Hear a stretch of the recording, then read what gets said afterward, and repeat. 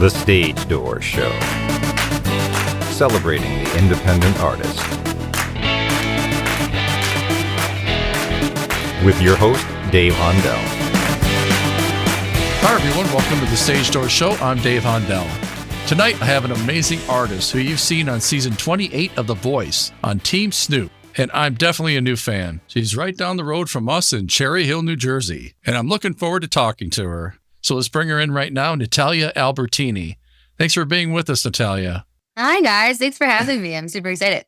I definitely want to get into your original music, Natalia, but I want to start out with The Voice if we can. Yeah. Number one, because I love the show The Voice, but also because I like having artists that have been on reality shows that are talent-driven, because, you know, obviously what we see on TV is one thing, but behind the scenes could be a totally different thing, than what we see. So I wanted to kind of ask you about that. You know, I guess what was your experience like on the show? I'm guessing there was a lot of hurry up and wait until the next shot. Yeah, no, definitely. I feel like I was in that same boat. I mean, I was always auditioning, but, to really be on the other side of it, I think just gave me a whole perspective of, reality TV. And also just, I never can watch a show the same anymore. I think all the time, like I'm going to watch a regular show and be like, well, there has to be some, or there needs to be B-roll. There needs to be footage that, I have to say my voice experience, I'm really grateful to just have had the most amazing experience. I,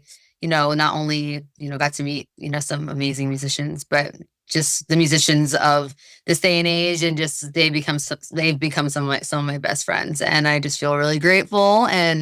But yeah, no, definitely, I do think there's another side of reality TV in general.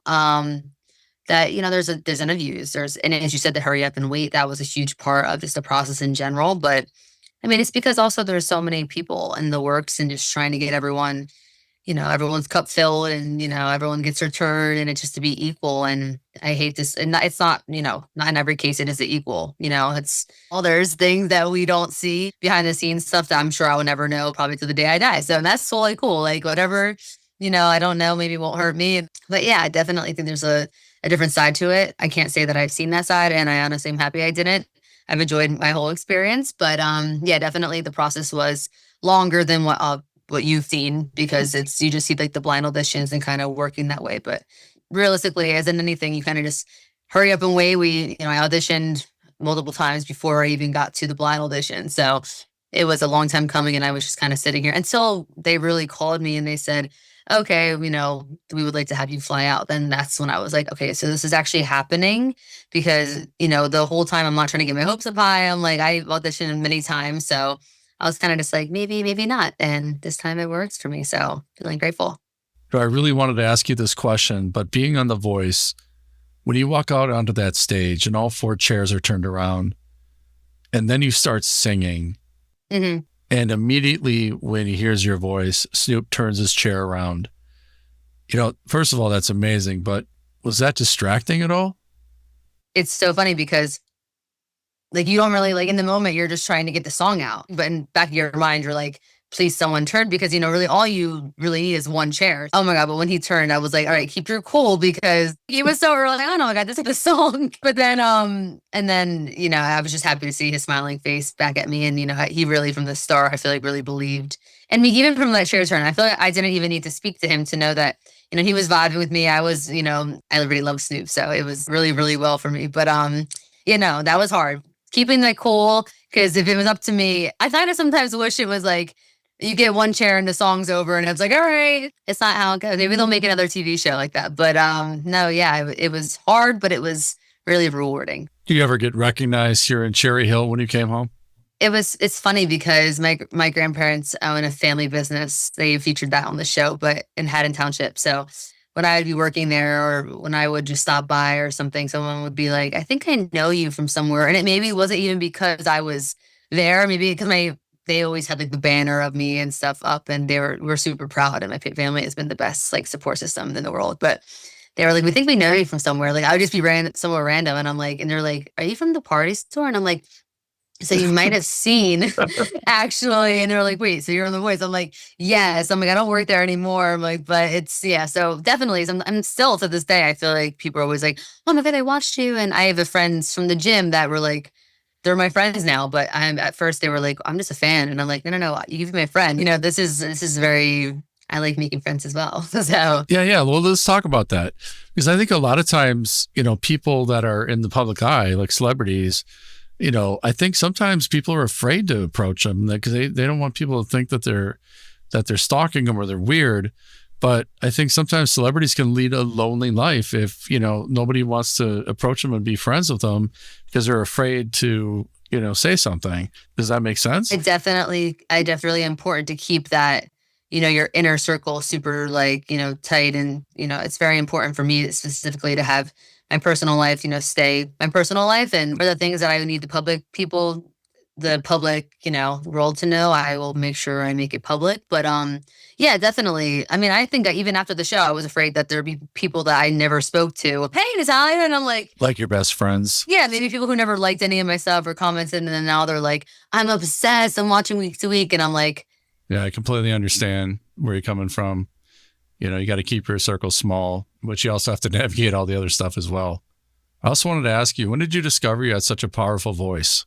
yeah. Well, my parents are a huge driving force behind, my singing career. They drove me to and from, back and forth, rehearsals, practices, lessons, all this stuff. But vocally, I started singing when I was 9. But I definitely think, you know, it's really important to get your kids or people who have kids that really want to be in the music field eventually, or even just, child as a child actor or anything. My parents, like, not threw me, but really pushed me in front of crowds, and they they just let me, go to be a part of competitions and hear other children sing, and, just really like indulge myself into this whole bubble of the music industry, which is a huge bubble to be thrown into, and it's scary. And I mean, I think at 9 years old, my body was still changing, my voice was up and down. I was doing musicals and stuff, and I think musical theater definitely helped, really make it stronger because you're belting and you're doing funny voices and your voices are going up, but it's also in a weird way helping your voice, which people don't really know. But yeah, definitely musical theater, I think, is one thing that really helped me get out there socially. But I was more bubbly after, getting out of my shell. But the voice fact of getting stronger came from my vocal teacher. I was working, I mean, I still am, day in, day out. I would be going from school to going back home, doing homework, doing my vocal warm ups, and then going to bed. Like, my parents had me on a tight schedule. If I wasn't dancing, I was singing, and I played sports but never was good at it. So they were like, "All right, this is what you're gonna do." But yeah, I definitely feel like I was always redefining my craft. And there's been times where even at Berkeley, because I went to Berkeley for college, I kind of feel like my voice wasn't the best how it was when I left, because I was, so distracted being a college student. I wasn't really practicing, and, I kept redefining it. So definitely my voice, that one when I was on the show, I think was probably the best they sounded in a while.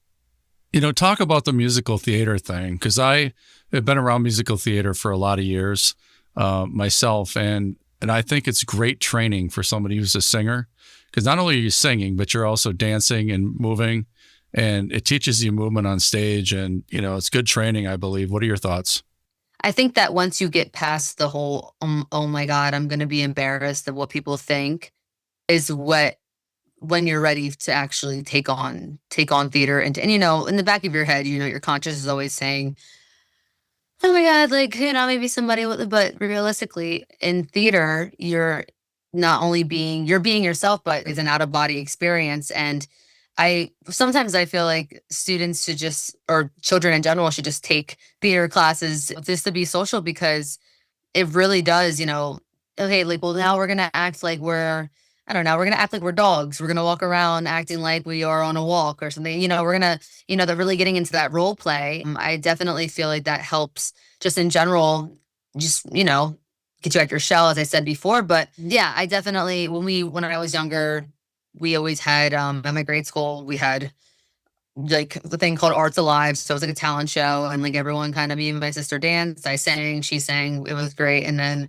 we had Broadway kids. So we had like musicals, and they were like juniors, and it was fun. It was something cute and fun, but it wasn't like a joke, or it wasn't like just something to do. I actually enjoyed it. There's people that I'm sure had kids that just put them in there and they were like, they're in the back, like, I don't want to be here. But I'm the one sitting there, like, super, like, I want this role. I'm passionate. And I've always been that way about when I was a kid. I always was super passionate. And I'm still very passionate. Like, I feel like I really, when I want something, I'm really hardcore working at it. So then I just kept on doing it. And every grade I was in, I would do the musical. And until I was in high school. And I actually went to my high school became the Catholic, and I had like some sort of scholarship just for musical theater because I love just acting, and I definitely still, as being 26 almost, I want to definitely act still. I think I definitely would even take a few acting classes. I used to take acting classes as a kid, so it's really important to keep, as I said, redefining it. But definitely theater helped. Yeah, for sure. Have you ever thought about doing Broadway? Definitely, I've thought about it like so many times, and I'm sure Yeah. that's not something that's off my Well, then you're close to New York. It's only like an hour and a half drive, right? exactly. Throughout your life with a voice like that, you had to have an inspiration growing up. So who would that be? Yeah, my dad was always into music. He actually was in like a techno band, based Philadelphia, but he met my mom that way. So I think they definitely grew up being like, well, if we can't do it, because back then I feel like my grandparents were like, you're not gonna be a singer.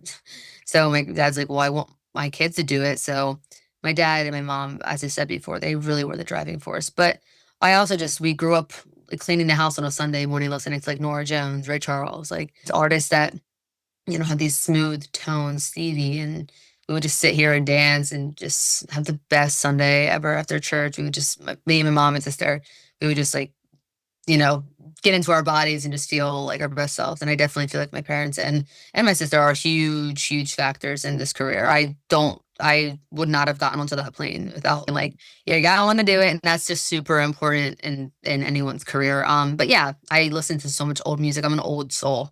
One of the things we try to do on this show is try to preserve the legacy of the people that came before us. Yeah. And also just to have you say that, because a lot of people your age don't even know who some of these folks are. Yeah. So I think it's wonderful that you have those artists as inspirations. I also want to get into your original music. Looking at Spotify, Happy Ending and Since You've Been Gone. So talk about those two singles and the creation of those. Yeah. They both were written by one of my best friends. He's just the best. He actually helped me produce them as well. I actually recorded Since You've Been Gone in a Berkeley studio, and that was I think that was my senior year, or actually my junior year. So it's been some time. It's crazy how time, I feel like, when you have music out, just like, wow, another year gone by, and it's now this old, and it's this old, and no, yeah. So they both are written by my friend Matthew Orgal. He's a talent. He lives in Nashville now, but he's from New York. He's the best. Definitely look up his music as well. He's amazing. But just to segue from that, Since You've Been Gone actually was a song that he wrote, and he was like, I don't like this song. And coincidentally, in my life, I was going through exactly what the song was about. I was in a weird place in my young 20s, and I was just really, really, really lost. I didn't know what to do, and I was just feeling like terrible. And he was like, do you want this song? If you would like it, like, you can have it, it's yours, and you can make it your own. So I stripped it. That Since You've Been Gone is my first baby. It holds such a place in my heart, and I think that Since You've Been Gone, it shows really a great example of what your first song is like. Releasing music is a scary thing in general, but that was like the first song I ever put out. So a part of me was like, I do want this to be me. And I think my music genre, like being who I am as an artist and who I look up to, and my musical influences definitely changed. But and that's okay. But I definitely feel like in that moment, it was what it was. Since You've Been Gone, it was still good. It was just young Natalia. And it's really fascinating now to see the music that I am creating now, that I'm like, oh my gosh, I don't really know if I would have ever thought about this being, so young. But and then Happy Ending also is with Matt, and he wrote it as a song for himself, and he was like, do you want to actually do this with me? He was like, I would actually want to see if I can write a girl part. And it's more that country thing. And he wanted to release that because he just moved to Nashville now almost, I think, 3 years ago. But he wanted to make sure he was like, pop artists can also write country songs, and artists actually are very versatile and we can do it all. And so I was like, sure, I'll do it with you. So we did that song together, and I'm happy that I have it with Matt. But definitely, I definitely am ready for my own stuff. I'm really looking forward to actually just having it all out. And yeah, I definitely feel like I'm ready for the world to hear like how I reinvented myself, because now I'm older and I definitely have the music that I actually want to be seen as. Very important thing to me. I also know that you have an EP that you're looking to release by the end of the year. So how many tracks can we expect on that? It's 5 songs.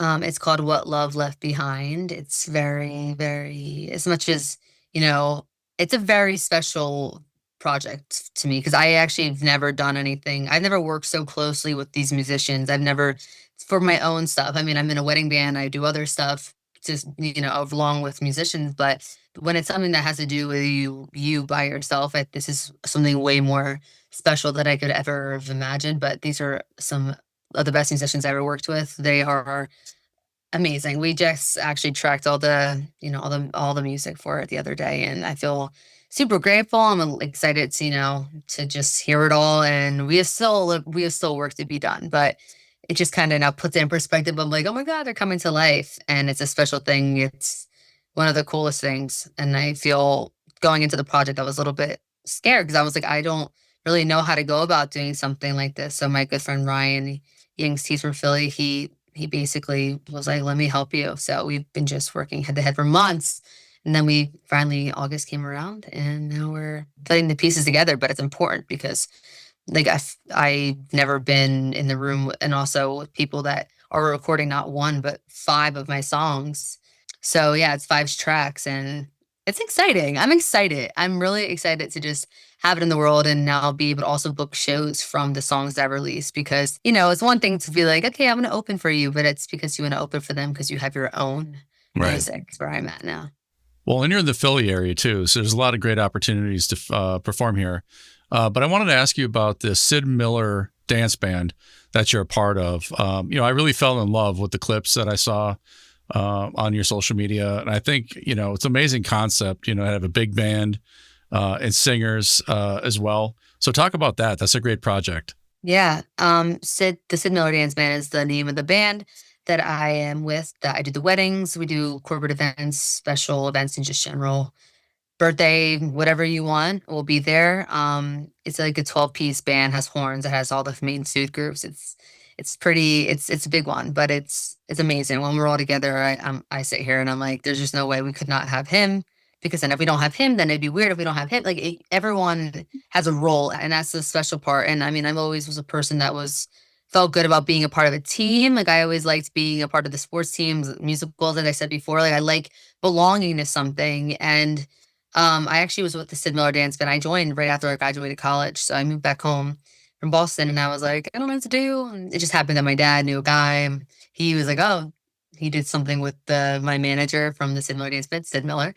And he called me, and then I was like, okay, I'm auditioning. And the band has been around for time, but we filter through singers. We, really change it up. But I will say we have a really good thing going. Like, we have, the 3, it's me, my friend Nate, and Brooke, and us 3 are the main 3 singers, and, the ones that really like make the party. But the band are DJ. I mean, it's preference based, but nothing like a live band, and not just saying that because I'm in one, but it's it's amazing how, you come together and you meet someone's night, the best night of their lives. It's because of the engagement and how we meet with the people before anyway. So we already have some familiarity with them. Yeah, it's amazing. I really enjoy being with them. And I was with them before I left for the show. And then I got up when I was on the show. I like called my manager. I'm like, hey, if you want to have me back, I'm like, I would like my job back if that's cool. And he's like, you still had your job. It's just, we needed to fill, because I couldn't tell anyone where I was going. I can't tell you. Yeah, I know. Those NDAs. Well, glad you're back with them, and it's an amazing project. My last question, Natalia, is what do you want your legacy to be when it's all said and done? What do you want people to take away when they think of the name Natalia Albertini? Yeah, that's an awesome question. Wow, that gives me chills. I just want to be known as, a hardworking woman, someone that never took no for an answer. I mean, I've been doing it now for 14 years, and I'm like, why would I stop? Like, there's just no reason to stop. I want to be known as just someone who, wanted to just be known. Like, I I don't have to be the most famous one in the room. I don't have to be, I do want to be looked at as a hardworking person. And I just hope that, you know, people just don't give up, because this whole thing is such a hard thing. And I was always so scared of, oh my God, well, I might not have, I may not live in the right area, or maybe, but now it's like, you just do what you can do in this world. It's because, like, you never know what tomorrow is going to bring. And, anything can happen in a snap of a finger. So it's just to be known as someone who worked hard, loved what she did, just to the bone. I'm straight up. I'm me, regardless if you like it or not. And yeah, true to self. So Yeah. Wow. Great answer, Natalia. Everybody go to nataliaalbertini.com and check out all of her work, her videos, any upcoming dates, so forth. Great website, and just an honor to have you on, Natalia. Just, best of luck to you in your career. We'll be watching it for sure, and really an honor to have you on the show. And thank you so much for your time. I had a great time. Thank you.